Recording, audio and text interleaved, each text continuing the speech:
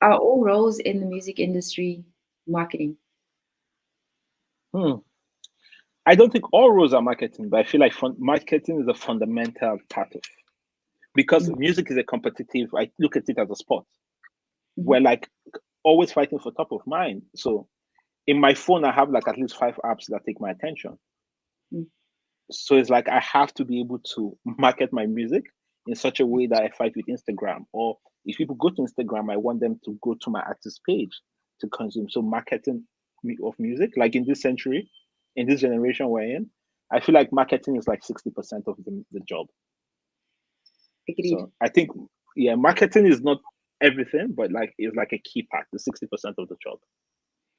Because I feel like even roles like A&R, defining what the Hmm. sound, the genre is based on an audience, which is actually a marketing function, right? Who's this going to go Yeah. to? Who's going to hear it? Who's going to die for it? Understand your target audience. Understand this is my target audience. Where are my target audience? How do I Yeah, understand? Like understanding the 5 P's of marketing: price, exactly. place, product. Like when you understand the 5 P's, then you understand, okay, when I'm creating a brand, this is what the brand should look like. And this is Yeah. how I need to position. So I understand, I agree. So if that's one of the skills that somebody needs coming into the industry, what else do you think it is? What are you looking for when somebody sends you an Mm. application? I think for me, it's looking for drive. Mm. Like you're good, we know you're good. But do you have what it takes? Like, are you well driven? Are you like, it's competitive. Like I want somebody that has the drive, somebody that is willing to show up, somebody that's going to say, okay, I need to think about it. So Mm. I tell most of the artists, I say, you have people like Davido. I go on Davido's page or Whiskey's page, and I say, Whiskey post every day at 12 hours every day.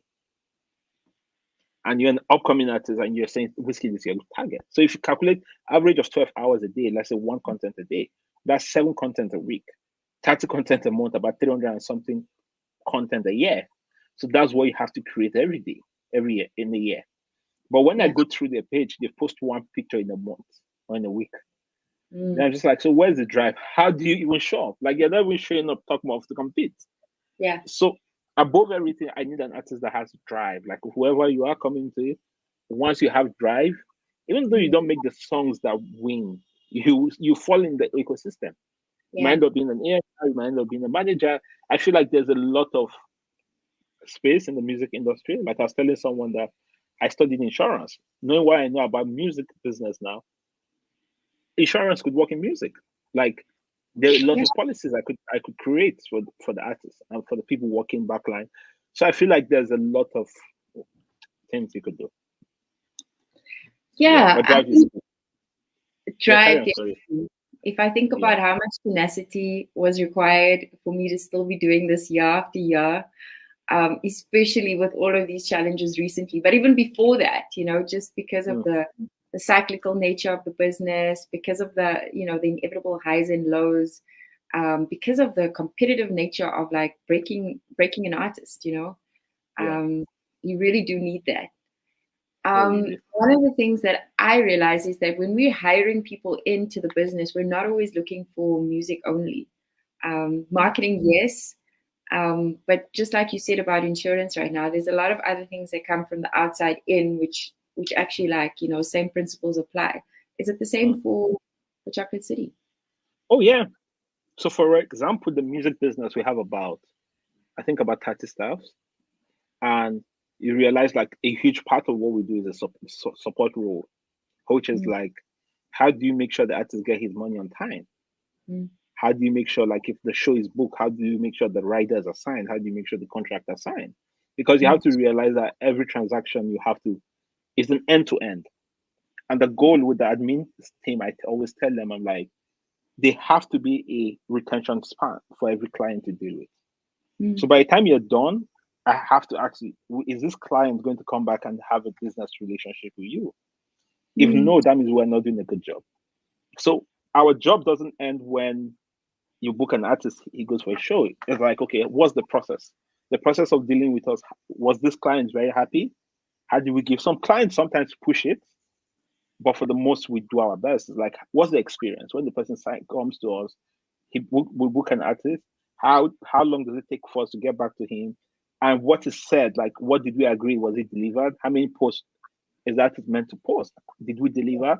And then we check that feedback, because we realize that once we do that, if we keep a client, a client is always going to come back to us. So you realize that people move from one agency to one agency. And when they move from here to the other agency, because they had a good relationship with us, they're going to still come back to us. So for us, it's very important. So when the support staff, you find that most of them, like my accountant, one of the accountants, I'm not sure he even listens to music at all. But it was so important for me for the role. So because he knows that this is a business, so he knows that at the end of the day, the Do you think he balance sheet doesn't has to listen to the balance. music that comes out? I don't know, but for his role, like, I don't care. Like, he's an accountant, he shouldn't even listen to the music before he gives the artist all the money. That's not his job. His job is to make sure the book, and I feel like, just to move it to the next level, I feel like we need to treat the music business like the investment business, because the more everything is kept tidy, the more the people see the returns, then the more people with big money comes in and invest. Yeah. Because think about it, music is like 50% miss, 50% hit. But if you hit well, the revenue you could generate, like I have one of the artists that when I was checking his backlog, he's about 300 million streams. With the rate, we calculate one stream to 1 million, one naira, sorry. So when you calculate that, you're saying this guy have about 350 million naira. That's how much the revenue. So if you're a business that have one product that generate that within 3 months, that's a huge business. Significant, yeah. And so we have to treat the business like that. And that's where we are. Yeah. Like a business, 100%. Yeah, that's a business, yeah. So that's why for me, like, every role is very key. So the support staff is very important. The HR, the accountant, and again with the log, you need someone that sends the log on time. And the technical part, like music now have like a lot of technical part. Like people that listen to our music, I want to know them. Who are they? What are the other products that could sell with them? So we have a data side, a data mining side. We need to know which playlist to do, and cross promotion is a huge thing now. So we need to know, okay, who do we cross promote this genre with next? Like I saw someone send me a link of a Korean Afrobeat. Some Korean guys did an Afrobeat. Yeah, and they were laughing about it. They laughed about it, but for me, I'm just like, oh wow, yeah, that's my next market, because every young girl I know talks about Korean movie. So Korean movies are their peak. So like, I need to look for a way to cross promote the music we have to Korean movies, and that's huge revenue for me. So we have people that's their job. So it's, I mean, there's definitely a space for data science. I think, you know, the fact that music is completely digitized is makes that entirely possible to make plans, to make projections, to identify new markets for touring, for shows.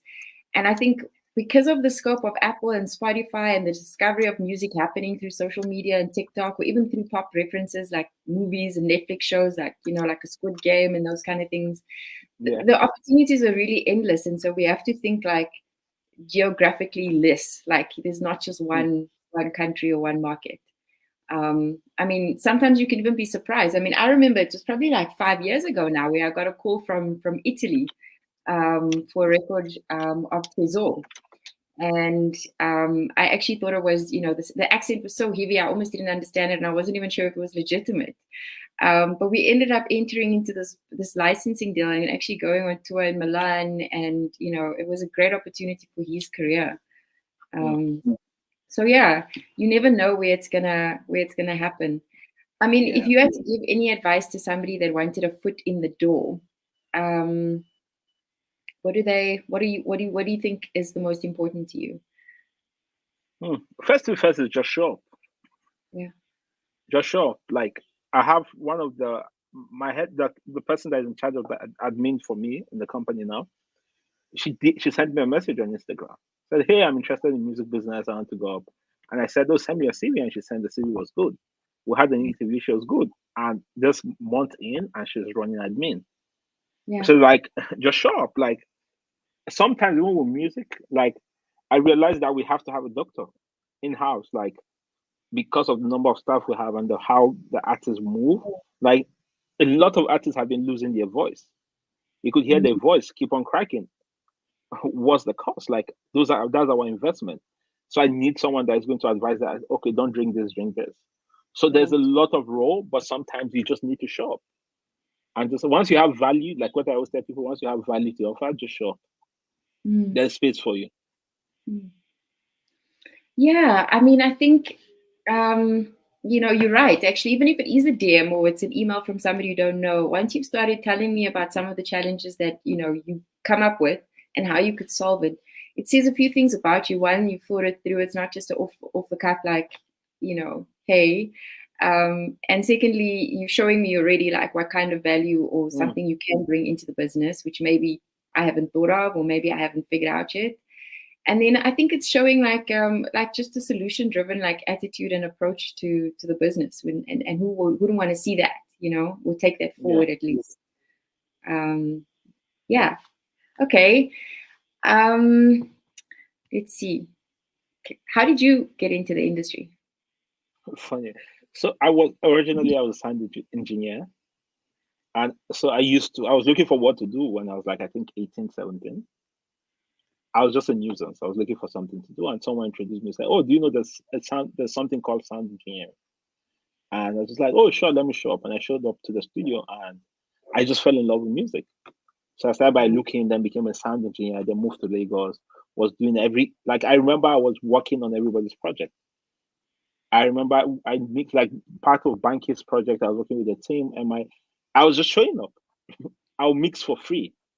And for me, music, there's a quote, one of my favorite quotes about Bob Marley said, "When music hits you, you feel no pain. But you fall in love." Like that's for me with music. So I just fell in love. And then just seeing like the change of music, how music impacts and change you for good.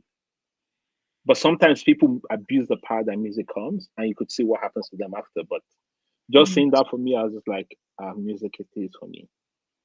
So I've been over since then. Then I moved to I was an assistant to MI. Then from assistant became personnel manager. Then became manager. Then was in the music business between. So I did that. Then worked on that the label MI owned.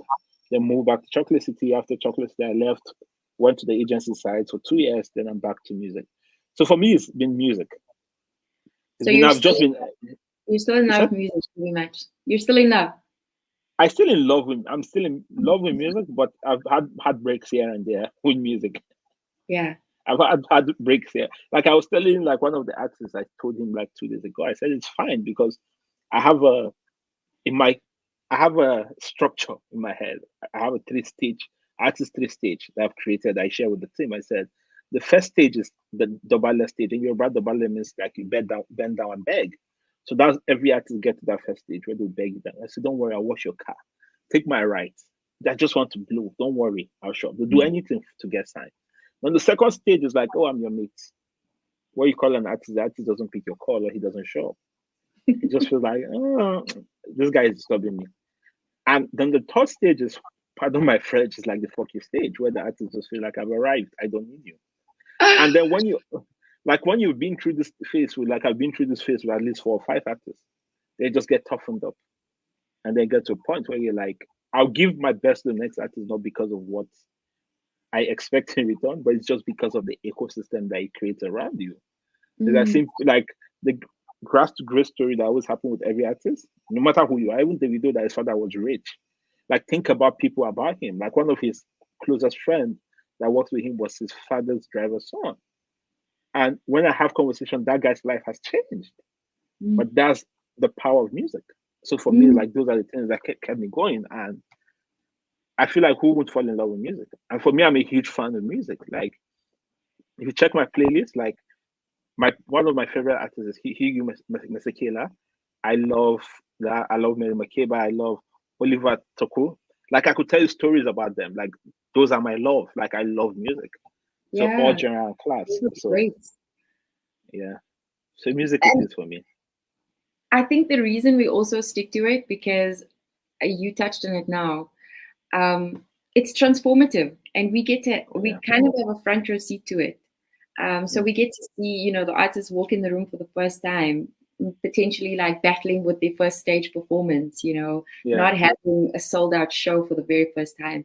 But over time, you get to those milestones and all of a sudden you're, at an award ceremony and they're walking up to collect an award on stage, and I think that's, I mean, who wouldn't want to work on a process like that? It's literally happening in front of your eyes and you get to see the whole thing, from the beginning. I think it's one of the most rewarding, I think, parts of this industry and working in music.